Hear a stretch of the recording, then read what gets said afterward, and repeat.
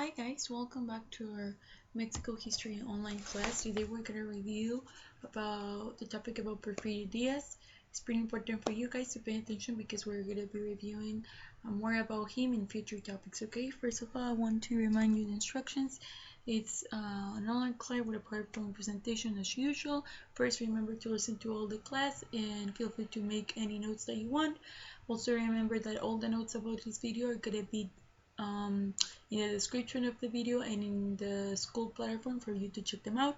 After this, you're going to be doing a mental chart about it, and also you're going to investigate interesting facts about Porfirio Diaz and make a synoptic chart. Okay, so first of all, let's start a little bit with his biography, just like some general things. Porfirio Diaz, born in September 15 of 1830 in Oaxaca, Mexico. He died in July the 2nd of 1950 in Paris, France. He was a soldier and president of Mexico who established a strong centralized state that he held under a firm control for more than 3 decades. He was also a mestizo, part Indian, and Diaz was of a humble origin. He began training for the priesthood at the age of 15, but upon the outbreak of the war with the United States between 1846 and 1848, he joined the army.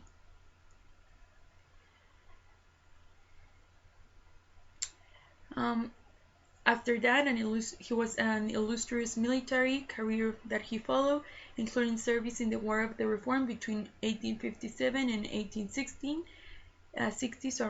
and the struggle against the French between 1861 and 1867, when Maximilian became emperor earlier in 1849. Diaz had studied law with the encouragement of the liberal Benito Juarez, who first became president in 1858.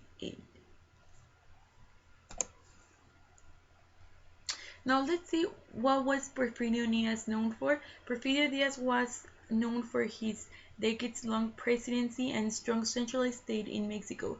His elitist oligarchical policies that favored foreign investors and wealthy landowners, culminating in an economic crisis for the country.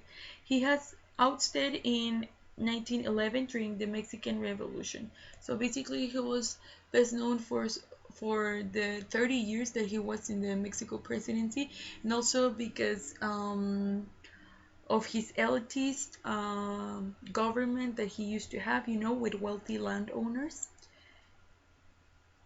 Then let's review a little bit about how Porfirio Diaz came to power. Porfirio Diaz was elected president of Mexico in 1877 after leading a revolt against priest Sebastián Lerdo de Tejada. Once in power, he maintained control by catering to separate groups and playing off one interest against another. Among the beneficiaries of his regime were mestizos, the privileged Creole classes, and the Roman Catholic Church. So the main type of classes that were benefiting with his regiments were the mestizos and the privileged, the privileged classes, and obviously the Roman Catholic Church. Now let's review about when Porfirio Diaz came into power. Porfirio Diaz was president of Mexico. First, it's pretty curious because first he was president of Mexico between 1877 to 1888. And then he was re-elected, president from 1884 till 1911. He did not run for re-election in 1880, but he did like a handpick his successor, that was Manuel Gonzalez, because dissatisfied with Gonzalez, Diaz ran for president again in 1884. So yes, sorry guys, so basically he didn't get re-elected. It was that his successor, that was Manuel Gonzalez, Diaz didn't thought that he was good enough, so he just, he just ran for president again for almost 30 years. He won and he remained in power until he was forced out during the Mexican Revolution. So that's what we're gonna see right now. How was Porfirio Diaz overthrown? Well, it was because of Francisco Madero, who had attempted to run against Porfirio Diaz in the 1910 election, led a revolution that kindled the Mexican Revolution in May 1811. Revolutionary forces captured Ciudad Juarez and forced Diaz to capitulate and flee into exile. So yes, it was thanks to Francisco Madero that was running against Porfirio Diaz during the election of 1910, whenever they took advantage in the Mexican Revolution to basically capture him and fleeing to the exile, take him to the exile.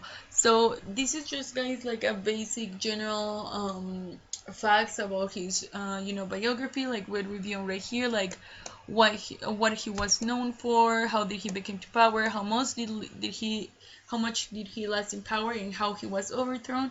And also, guys, what you have for your activity today, search like after the mental chart of his biography. You need to search more facts about him, like interesting facts about what were the good things that he did from the country, what were some negative things, what do you think, what things do you think were important during his government and everything. And so we can know about a little bit more about him. And also because in the future we're going to be reviewing the Porfiriato, that is basically everything that we were talking about right now and that you guys are going to be investigating. Okay, so I hope, guys, you really enjoyed this video. I'm going to be waiting for you guys in the next one.